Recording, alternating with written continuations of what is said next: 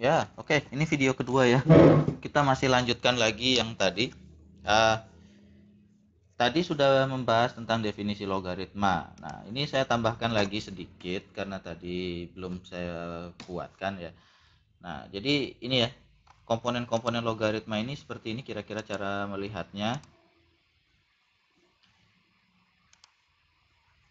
Kira-kira bisa dilihat ya.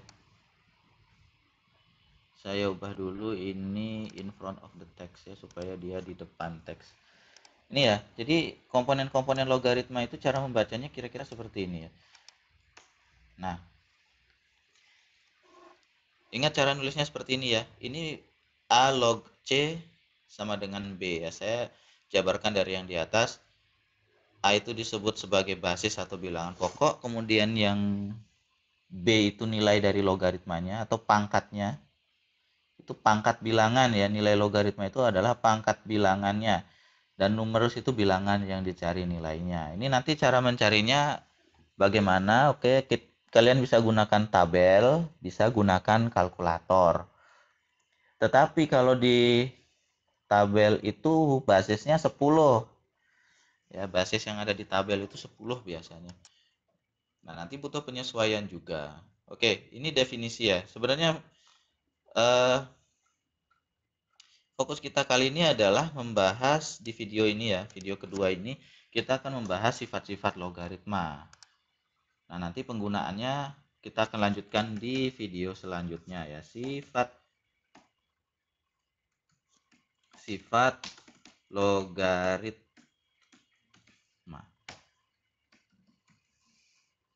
Sifat-sifat logaritma ya. Ini bilangan pokok yang kedua ya. Di peta konsep yang kedua ya. Sifat-sifat logaritma. Nah, kalau di buku biasanya banyak ya. Biasanya banyak. Oke, saya akan coba membuatnya minimal, seminimal-minimal mungkin gitu ya. Oke, kalau videonya panjang saya akan tetap pecah ya, seperti biasa supaya tidak membosankan, karena kalau videonya panjang ya kalian bosan, kemudian kalau tidak paham juga susah juga mau mundurkan itu susah. Nah, saya pakai sifat yang saya bahas dulu ya. Sifat yang pertama itu begini.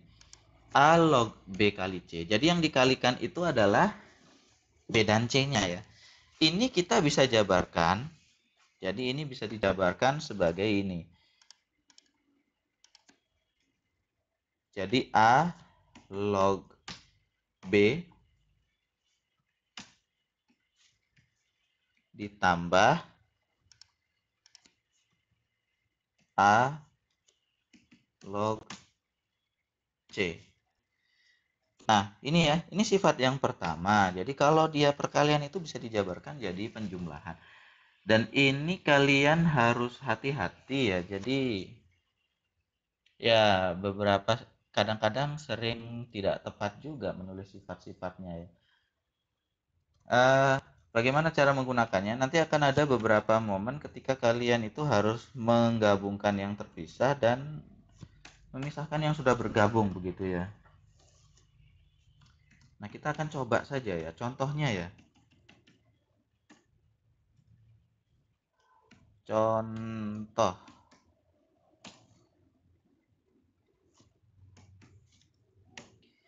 Nanti di soal saya biasanya seperti itu ya.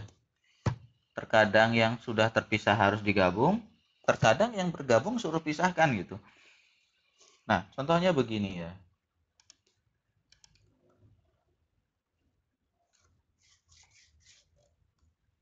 Eh, Bagaimana ya? Ya gini saja.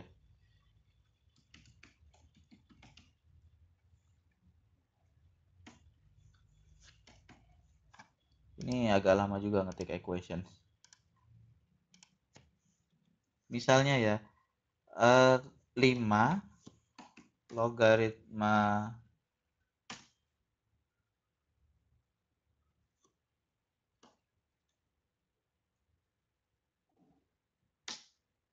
ya 5 log berapa ya? Misalnya 5 log 42. ini kalian bisa pecah dia menjadi seperti ini ya. Nah, pecah ini nanti kalian sesuaikan dengan apa yang sudah ada di soal ya, karena nanti petunjuk setiap soal itu berbeda. Nah, 42 ini kalian bisa akali ya. 42 itu berapa kali berapa itu nanti silahkan kalian sesuaikan.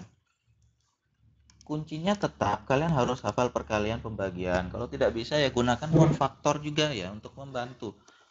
42 ini saya misalkan jadikan dia 6 kali 7 ya. 6 kali 7 misalnya seperti ini. 6 kali 7. Nah, ini kalian bisa pecah dia menjadi seperti ini nanti. Jadi 5 log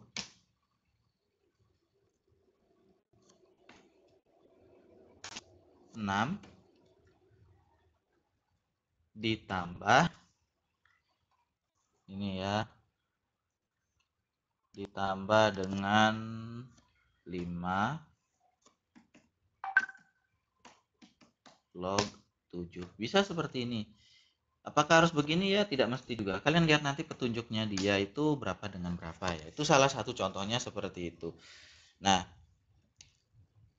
ini ya, ini nanti kalau ada nilainya bagaimana ya? Nanti kalian tinggal substitusi atau ganti saja nilainya. Ini sifat yang pertama ya. Sifat yang pertama. Kemudian kalau pada perkalian dia akan menjadi penjumlahan, berarti ya kita bisa tebak juga. Berarti kalau pembagian dia jadi pengurangan. Bagaimana ceritanya bisa seperti itu ya? Ini kalau mau saya jelaskan bisa saja ya, tapi mungkin kalian kalau butuh penjelasan rincinya mengapa seperti itu ya, sepertinya kita butuh waktu khusus untuk penjelasannya. Bisa sebenarnya, tetap bisa dijelaskan ya. Mengapa perkalian itu bisa jadi penjumlahan. Oke, ini sifat berlaku bolak-balik ya. Ini sifat berlaku bolak-balik. Kalian bisa pisahkan dan kalian juga bisa gabungkan itu. Oke, kalau gitu gini saja. Saya akan beri dua contoh ya. Ini contoh yang pertama saja ya kalau begitu. Nah, kita bahas contoh kedua ya. Bagaimana cara membaliknya ya. Ada karena kalau tidak dibegitukan mungkin nanti kalian akan agak sulit memahami ya. Tadi contoh pertama itu memisahkan yang sudah bersatu ya. 42 itu sudah bersatu disuruh pisah. Oke. Sekarang kita ambil contoh kedua. Oke, balik. Yang tadinya terpisah kita gabungkan. Tetapi ingat, kalau dia mau digabungkan basisnya harus sama. Oke, saya ambil contoh yang kedua. Misalnya di sini ada 2 log 5 ditambah 2 log misalnya 9. Nah, ini dia terpisah. Kita bisa gabungkan gitu.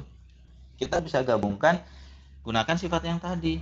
Berarti kalau dia terpisah kita gabung karena dia penjumlahan berarti kita gabung jadi begini. 2 log. Nah, ini hurufnya tebal terus ini. 2 log ya masukkan saja berarti 5 kali 9. Berapa 5 kali 9? Silahkan kalian hafalkan sendiri.